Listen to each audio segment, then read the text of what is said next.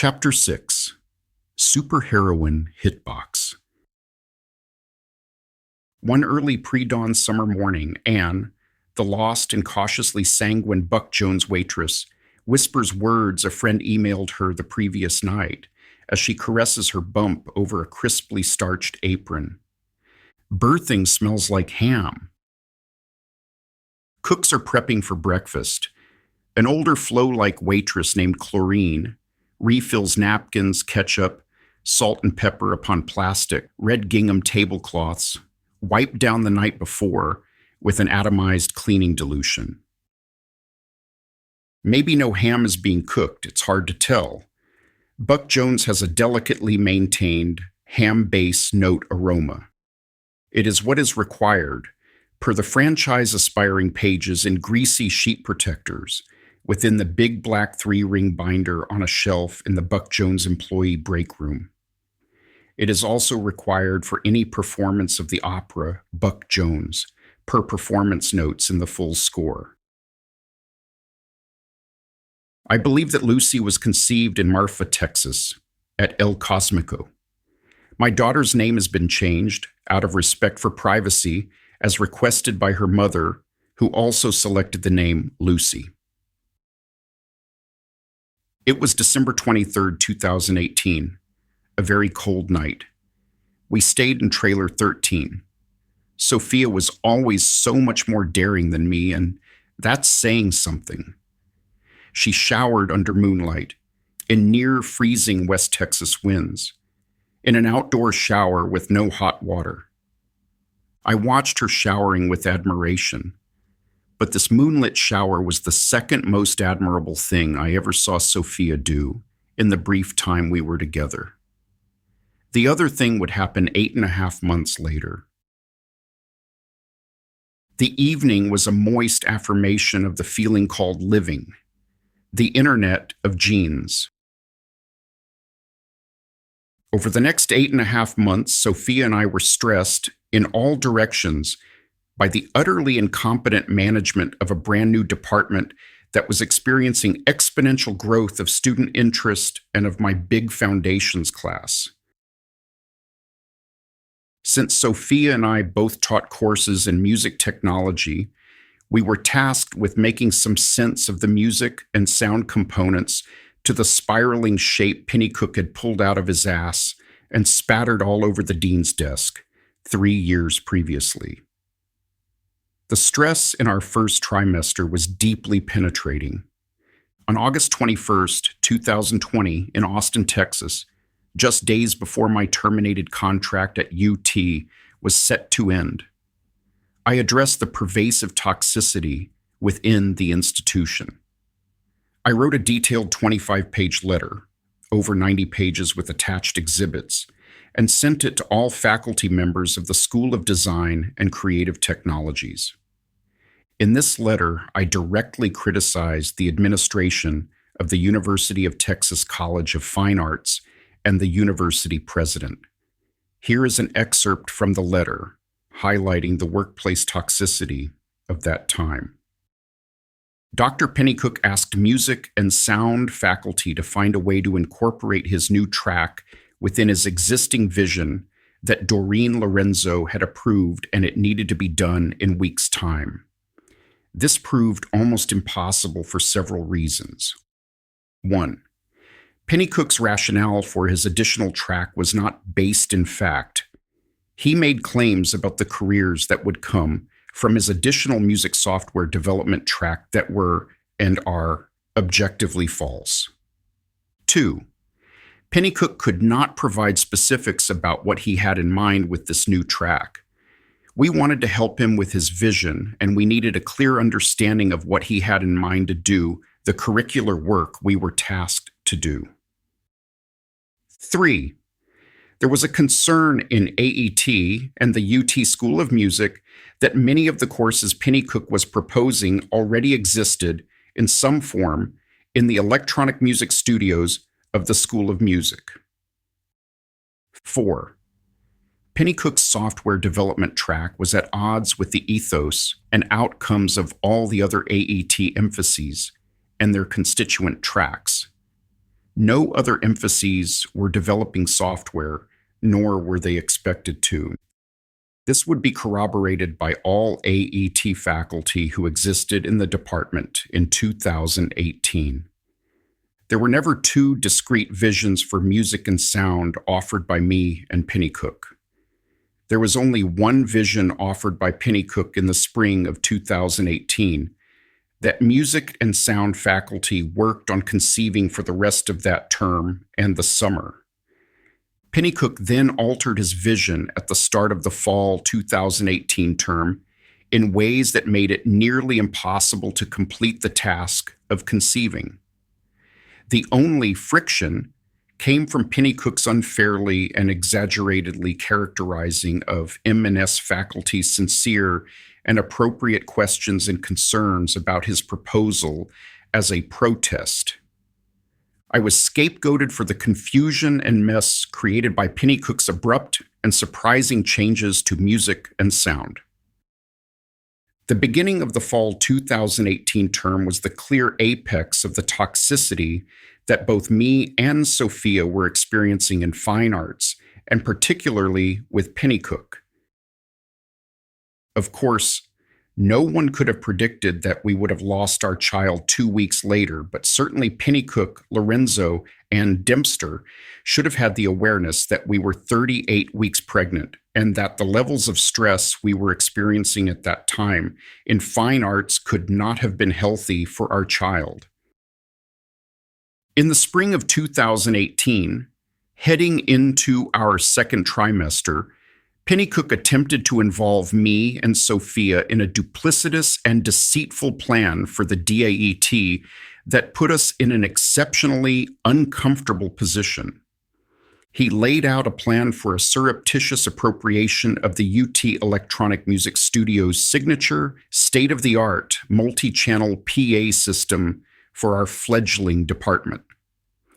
When Pennycook opened his written heist plan with "Hush, hush until RP sails into the sunset in May," he was referring to Dr. Russell Pinkston, Pennycook's longtime colleague in the BSOM and director of the Electronic Music Studios. We were unclear what he meant by, "The top two both think it is a great idea," later written in the heist plan. Sophia and I presumed he meant Lorenzo and Dempster. Sophia and I were very queasy about this, and we shared our concerns diplomatically in the thread.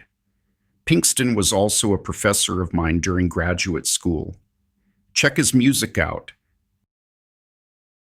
Pennycook put us in the cripplingly uncomfortable position of staying silently complicit with this shady plan, and it didn't strike us as ethical. This was all happening as Russell Pinkston was finishing out his final term before retirement from a very successful career teaching electronic music composition at UT. What treachery. The summer of 2018 came, and not in an ampersand of Lightspeed too soon. It was an action-packed, fun-filled, hyphen-inspiring summer. Lilia, Sophia's mom, and whose name is also changed, moved to Austin and into the Hobbit house with us. I love Lilia. I love Sophia. We spent a lot of time doing wacky stuff with John Henry. Oh my, how Sophia and my son got along. She got him a BB gun and helped him make a politically incorrect human-sized target with politically incorrect anatomical hitboxes. We drove to Florida, all three of us, for a visit with Sophia's family, a baby shower, and some Everglades speed races. Incidentally, a hitbox is an invisible shape bounding all or part of an object in video games that is used to determine and measure damage, collision, or other forms of interactivity. Back at the Hobbit house, Lilia conducted prenatal exercises like one in which the two of them would lay on their backs, facing opposite each other, bottoms of feet connected to the others, and pedaling in Push Me, Pull You. John Henry's ninth birthday with HO scale trains tracking around the hearth of the second living area. Swims in every pool we could find, and heading into the third trimester, we were several light centuries away from any of the UT shit storms. Seen from outside a life car looking through the windshield, the scene vibrating gently. Sophia, me, and John Henry all somehow in the front seat, all hands somehow on the baby bump, while all manner of train wrecks, plane crashes, and automobile accidents combine in a fiery, molten avalanche of carnage spattering down on the road behind us in the not too distant distance. But a camera only points in one direction. The fall 2018 term began on August 29th. A pact was clearly made over the summer between Pennycook, Dempster, and Lorenzo. Academic administrators are not supposed to dictate curricula. It is written into all operating procedures at universities. It helps to maintain a trust that knowledge, warmly incubating new knowledge, is not subjected to the whims of bureaucracy or industry. Faculty, the doulas of new knowledge, decide what faculty teach and how to bring new knowledge successfully into a new world. Just assume it's democratic. Pennycook brought with him to the fall 2018 semester an entirely new vision for music and sound. He was clearly empowered by some summer pact, a pinky swear of sweaty little academic alley misfits with slingshots to dictate his spattered vision. September 19th, 2018 was another busy, leadershipless day. Sophia spent the day doing some manual labor in a UT theater. She has a theater audio background and was helping reinforce some amplification need for the UT theater and dance department. I was probably planning content for the foundations class. At the end of the day, Sophia contacted me saying she didn't feel right. Her voice winded. An extreme headache and dizziness. We contacted her doctor, who advised us to head straight to the hospital, and so we did. There were two professionals present in the cold, brightly lit examination room. It's striking what PTSD can do to personal memories of tragic events. There were two professionals, probably a doctor and a nurse. The two of them began looking at each other just as the ultrasound screen projected still images and diffused silence. A kind of knowing look between them, and then I knew. I imagined the feel of the cool gel between the transducer and Sophia's belly and began to weep in preparation for the deeply penetrating, bellowing howls of sadness, remorse, and incredulity that would come from Sophia's viola vocal cords in the very next moment, just after the ultra-silent moment in which we all four stared at the stillness on the screen. There's a certain type of sound that grabs you by the soft tissue of the spine and squeezes, a noise that springs from the throat like a rabid ferret shooting from a fire hydrant. The scream. Raw sound that tightens some ancient knot in our nerves. From the wails of animals to the cinematic scream from Janet Leigh in Psycho, what makes the scream an alarm call, different from the routine vocalizations of living things? That first scream in the Psycho shower scene, genuine. An echo of real terror before the well-rehearsed cries of the actor take over.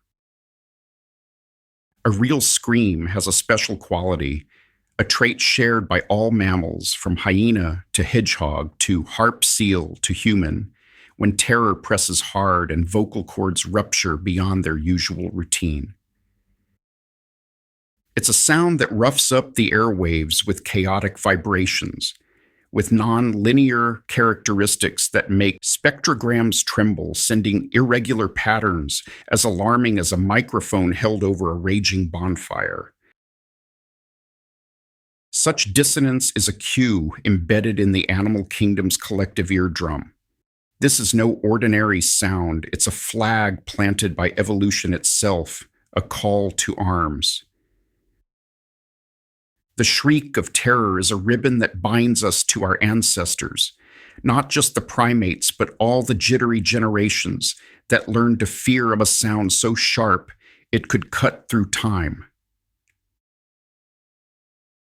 And so, Sophia's scream cut through the doctor's words like a mercenary. There is no heart. There is no heart. We're sorry.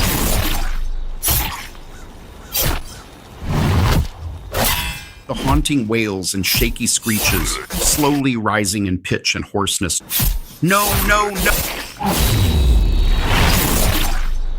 With one no in unison, with a doctor's no.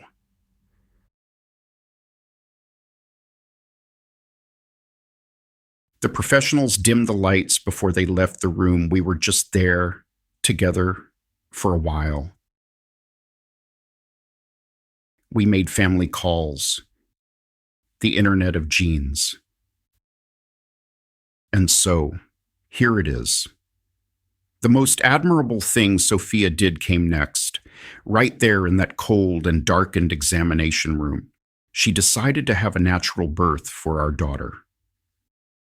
The doctors okayed the plan and allowed us to stay overnight, and family traveled from San Antonio, New York, and southern Florida to be present.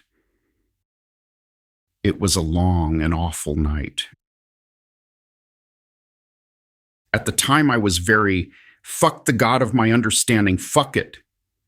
It felt only human to question ridiculous flaws in human design, especially in human design so closely and indispensably tied to the creation of new life. The length of the human umbilical cord ranges between 3 and 300 centimeters, with an average cord length between 50 and 60 centimeters. From less than 3 inches to almost 10 feet. 10 feet. To serve what purpose? To naturally select humans with no necks? To naturally select jump rope champions? I am still working things out with the God of my understanding.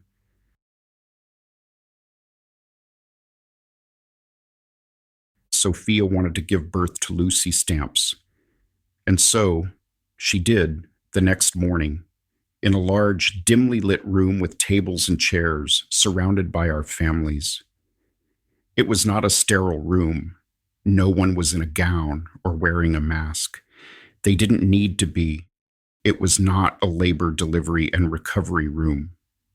It didn't need to be. The pushing rhythmically dampened by weeping and tears. The clutch of our knotted hands. And then, delivery. A beautiful little face on a head attached to a neck around which a very long umbilical cord was neatly wrapped twice. We spent good time taking turns, holding her, and letting family members hold her.